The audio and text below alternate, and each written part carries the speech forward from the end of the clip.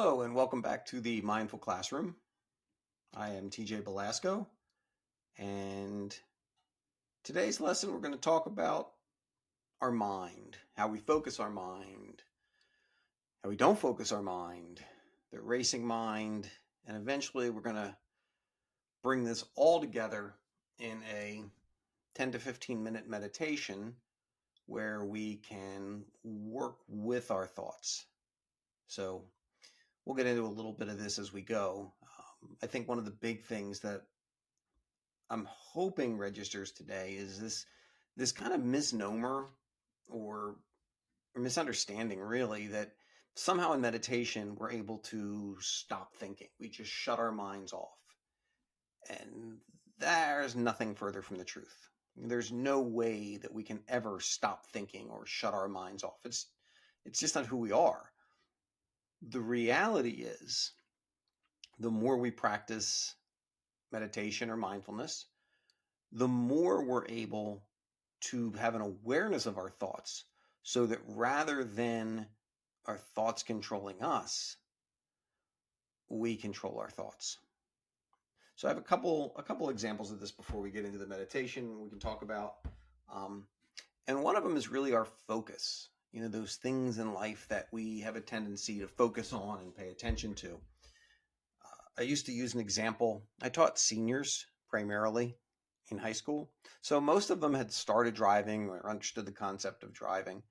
So I would give them the example that if you drove, I would always say from here, from the Cape May area to Philadelphia, but wherever you're listening to this, if you went and you drove for 90 minutes, and when you got to your destination, I always ask you, how many green cars did you see on your drive?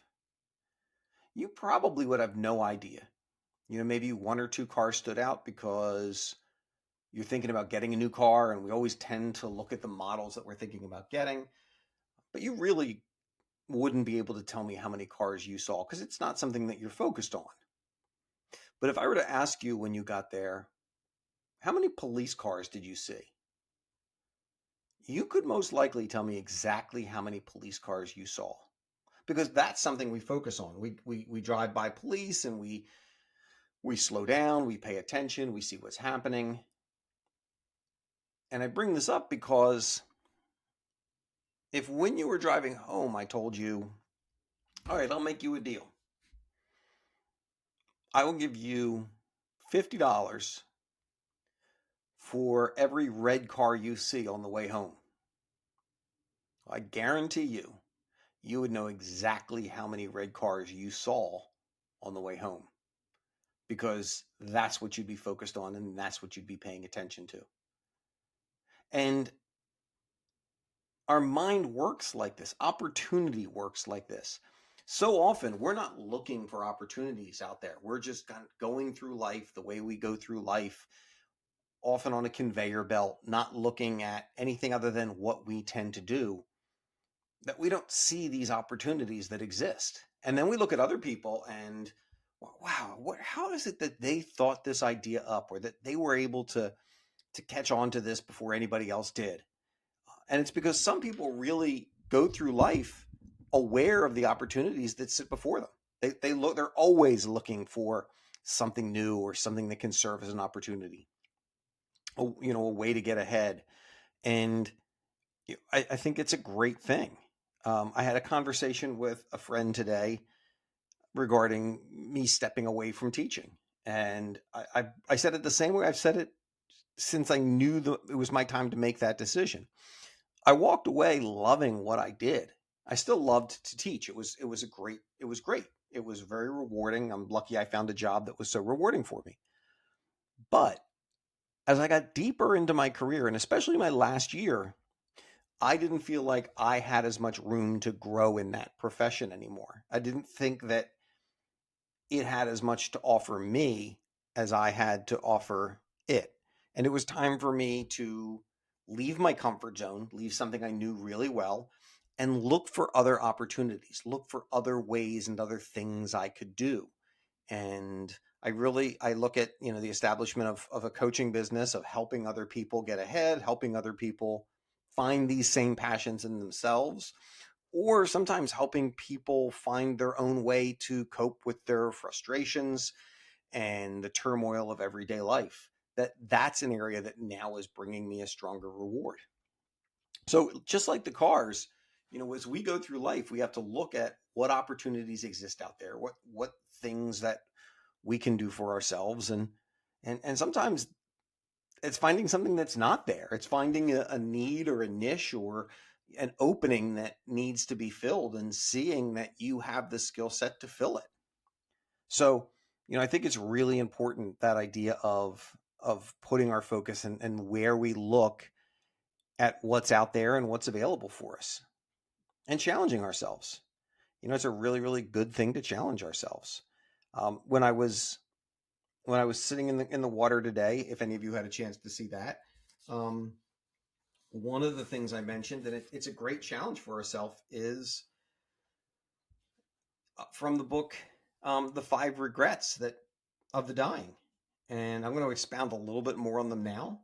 But as we looked at that, I wish I had the courage to live a life true to myself, not the life others expected of me. And to me, that's a really big one, because we grow up, or at least most of us grow up, we're expected as we grow up to work to please other people. I want to make my parents proud of me. I want to make my parents happy. That's a great thing. Don't get me wrong. Then we go into school and I want to make my teachers happy. And so often, each one of these steps involves us doing what other people want us to do, and maybe following a path that isn't really the path that's made for us or that's true to us. We have to find those things that make us happiest and we can do the best. And we want to do them while we have the health and while we have the focus to do those things. I told people, leaning back, and if this is an audio, I just pulled a coin out of my pocket. Every day I put a coin in my pocket. I'll get a little better there. It says Memento Mori, and the back of the coin says, you could leave life right now. And my thinking of death, my focusing on the fact that I don't know how long I have, encourages me to make the most of every day and to really try to take advantage of the time I have, because every day I have a little less time than I had the day before. And the encouragement there is not to waste that time. That ties into the other is, I wish I hadn't worked so hard. And as I said, that was the fact that most of us give all of our lives, especially if we work at a job that we're not our own boss, we give all of our lives to a job that will probably, as I've seen posted online, have our replacement notice up before our obituary is finished in the paper. It's that treadmill. It's where things go. And by no means, and I don't want this to be interpreted, by no means is this suggesting that we shouldn't work hard in life. I'm a firm believer in working hard, but we have to be careful not to allow the important things in our life to take a back seat to work, such as family, the attention we pay to our children. It's horrible if we're going to come home from work and have to go and be going through email and long hours of work after work at a time when our children want our attention and to play with us and to have that time with us. I wish I had the courage to express my feelings. Too many of us don't take the time to really tell people how we feel. And one of the things that I've thought about now is even paying people compliments. I really try to make it a point that if in my head I think, wow, that outfit looks great, or, oh my gosh, I really love what you did for that other person, make it known to them. Share those things. They're great things to share. I wish I had stayed in touch with my friends. Yeah, I'll give everyone a challenge now. Reach out to somebody you haven't talked to in a year or 2 years and reconnect, see how they're doing. Make a connection. And then finally, I wish I had let myself be happier. Unfortunately, a lot of people don't realize until they don't have much time left, they really weren't the happiest person they could have been. And if they'd allowed themselves more time to do fun things and take that vacation, or splurge every now and then and have that piece of cake after dinner, they'd be a happier person. They would enjoy more of the time they had. So I just wanted to expound on those a little bit more than I did this morning. So before I get into this, our meditation today, and the meditation is going to focus on our thinking mind. There's a term that originates in Buddhism called the monkey mind, and I wanted to read you a quick excerpt on where that comes from. But we'll often refer to our monkey mind. That's that nonstop mind that's just chattering and chattering and chattering. So, in a short excerpt from Lama Somo's book, Wisdom and Compassion, Starting with Yourself, she shares the origin story of this concept while helping us understand the nature of the mind. Once, long ago, a man received a wonderful present from a master, a magical monkey that could do anything the man asked of it. Well, of course, he was thrilled. He took the monkey along with him, and he asked it to do all sorts of useful things. In no time, it would finish each task and come running back for the next order. The man had the monkey build him a palatial house. In no time, the monkey finished it. Now our friend was just thrilled. What's not to like? The man went to bed for the night and found out. The monkey kept pestering him. Now what do you want me to do? What next? What can I do for you? What do you want me to do? And the man could never rest, ever. Day and night, the monkey hounded him with requests for more work. And when it finished in no time, it was back for more. At his wit's end, the man went back to the master. Please help. You've got to give me a way to deal with this monkey so that it doesn't keep on bothering me day and night. What can I do? The master gave him one curly hair. He intoned, have the monkey make the hair go straight. The master demonstrated pulling the hair straight, and as soon as he let it go, the hair bounced back to its former shape. That was it. The man took the hair and gave it to the monkey, ordering it to make the hair straight. The monkey sat down, fully focused on this little hair.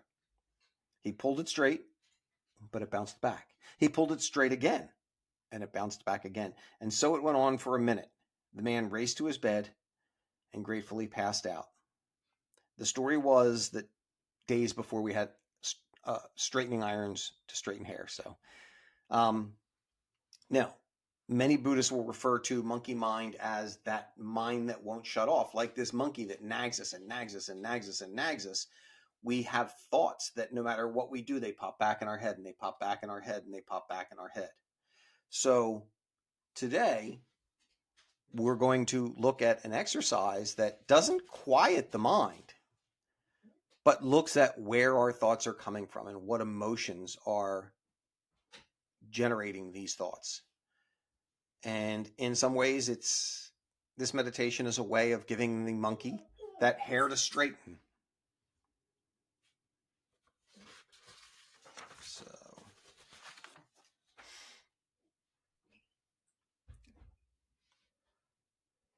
as we sit down, this meditation really is an answer to so many people who've told me, well, I just can't meditate because I can't stop thinking. And it's that, again, like I said, that misconception that somehow we're supposed to turn our brains off to meditate. But turning your brain off is actually impossible. And in fact, pretty well unwanted, because I think the only time our brain goes off, it's not going on again. So this meditation, we're going to approach it in a whole different way. We're going to approach thinking as something that we do, and we really look at where our thoughts are coming from, what's driving our thoughts, what's the motion that drives all of our thinking. So as we go through this mindfulness practice, when a thought pops in our head, we're going to turn toward that thought and really try to look at what's the emotion behind that thought. So let's begin. Start by finding a comfortable and an alert position. If you're sitting, you can sit up, feet on the ground, legs straight, If you have a mat, you could lie back on the mat, back straight, legs crossed. Or if you just want to lie down in bed, you could lie down in bed, but just be careful not to fall asleep. Close your eyes if you're comfortable with your eyes closed. If you're not, pick a spot, maybe a foot in front of you, and soften your gaze and just focus on that area. We're going to start by taking 3 deep breaths into the belly. Full deep breath in. Notice the pause on the top of that breath, and then let that breath out.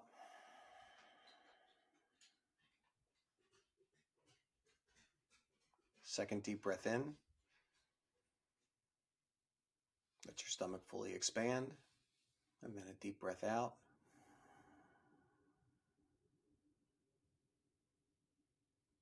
And then one final breath in. And as you let this breath out, let your shoulders sink, let your jaw relax, and let your breathing return to normal.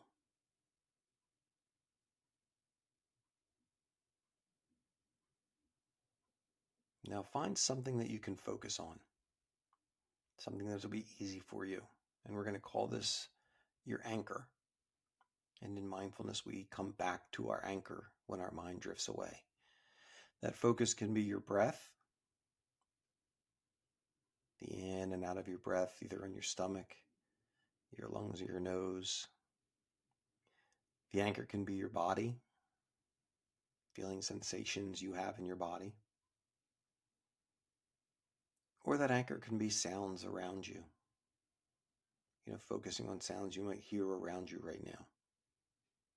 But whatever you choose, stay with that anchor for a few moments, receiving it and coming back to it whenever you notice your attention has wandered.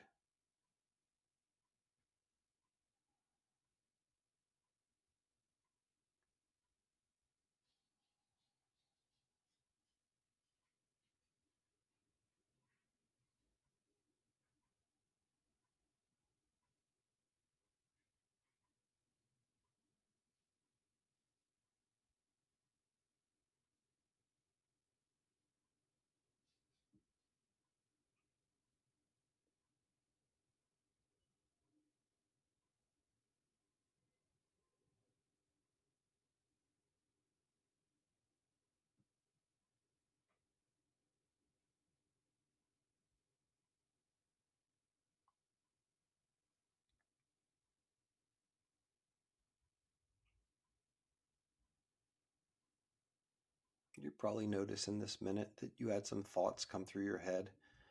Maybe it was a flood of thoughts overwhelming. Maybe it was just a few. If you're having a moment where you feel like your brain is totally out of control, like a raging storm, that's totally fine too. Thoughts can be a very strong learning tool for us. They have a tendency to pull us in, and we just end up following them.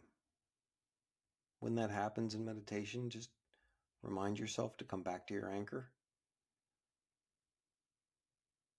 so you can see where that thought comes from, and then just come back to either the sound, your body, or your breathing.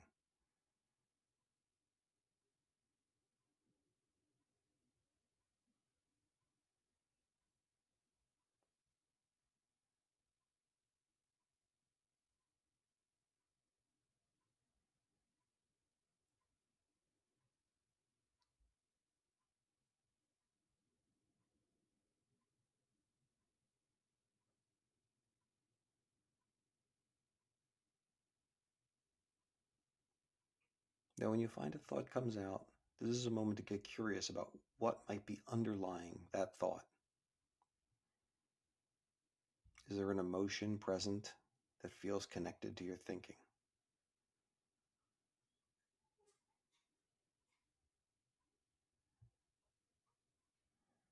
You may even at this time want to direct your attention to your body and try to touch into that space where that thought's coming from.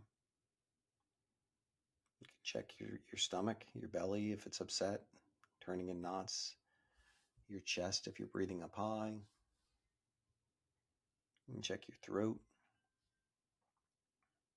Maybe you find your jaws clenched or your fists are clenched. And then you can look to, what emotion may be stemming that. Is it anxiety, frustration, sadness, fear? Something you can't quite put your finger on. But as we sit for a minute, if you have any thoughts pop up, try to trace where those thoughts are coming from and what emotion is linked to them.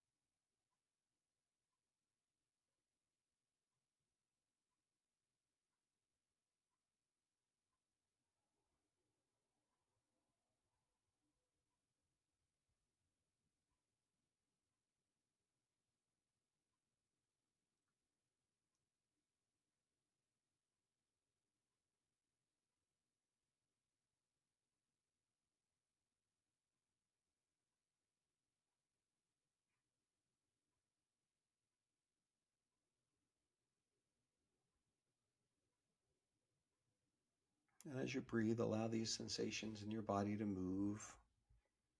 They may change, they may grow, they may shrink. They're going to express themselves in whatever the way they need to. But instead of being frustrated and angry with yourself, bring a kind attention to whatever you find. Same way you might care for an upset child. Just sit with that emotion and try to sense where it's coming from.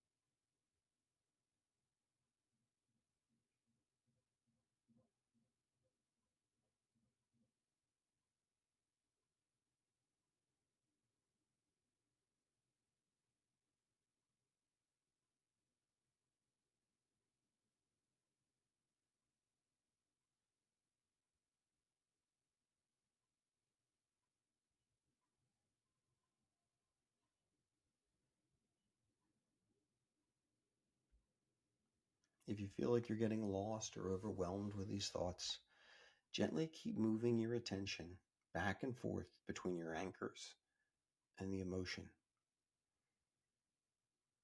And try this on your own.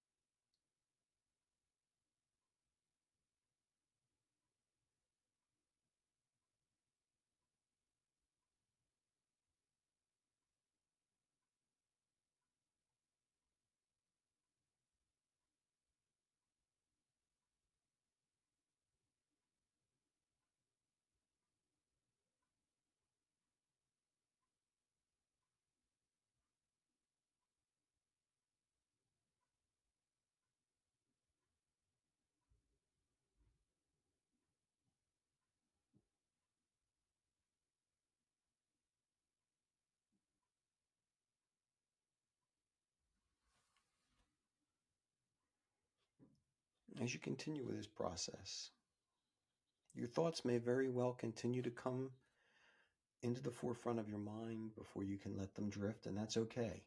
It doesn't need to stop or change.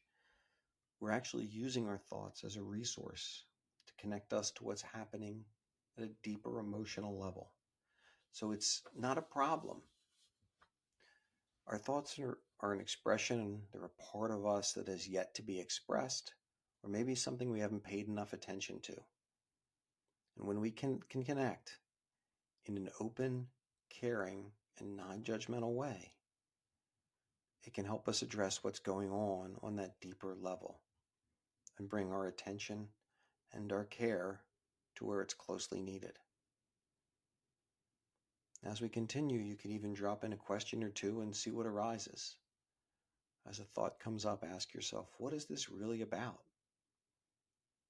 What do I really want? What do I have to do right now to feel okay? Now just continue with your anchor and processing as any thoughts arise in your mind.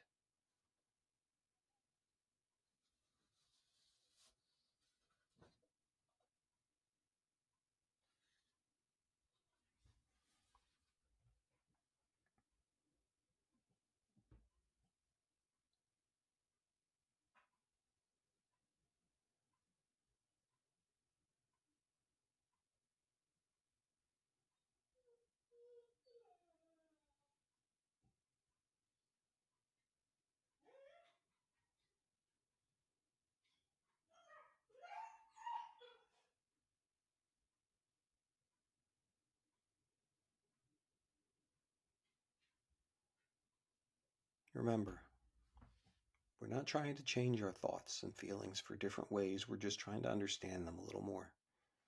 So connecting these feelings and making space for them is a good thing, but if it feels overwhelming, just continue your breath and come back to your anchor.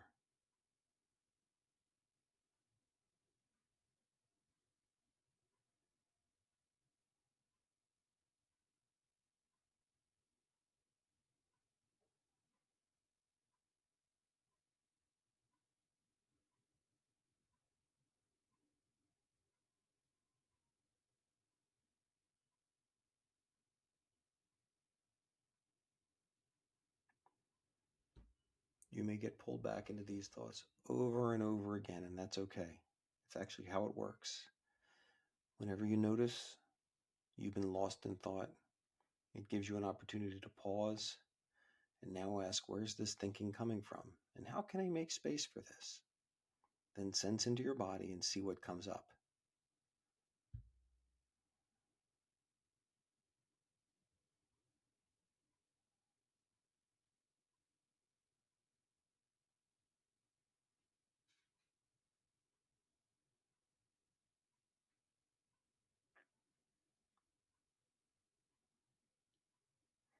We often think about thoughts as being in the way of our meditation, but they're actually a very important part of what shapes our lives.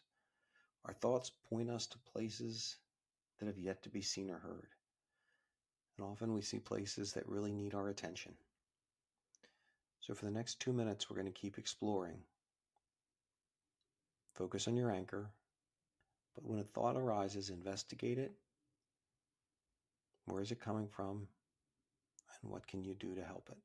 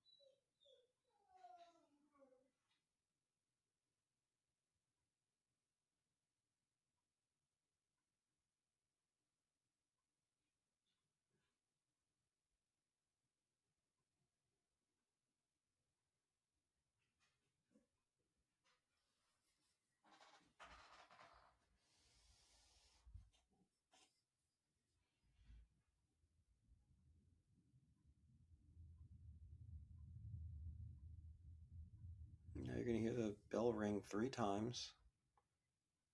And on the third ring, when you feel ready, you can open your eyes and gently come back to the room.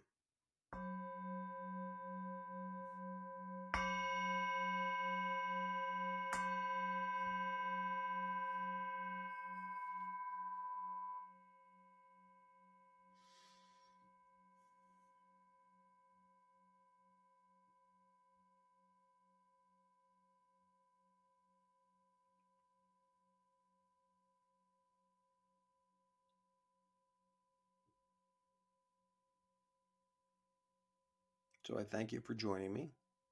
And the lesson we take from this is that rather than our thoughts being something that disturbs us or takes us out of the moment, we can take the time to investigate what's leading us to these thoughts and actually put ourselves more directly into this moment. So closing out today, I'd like everyone to take a minute and think back to yesterday if you're listening to this in the morning, or think back over the day if you're listening to it at night, and think of 3 things for which you are grateful. Have a great day, my friends.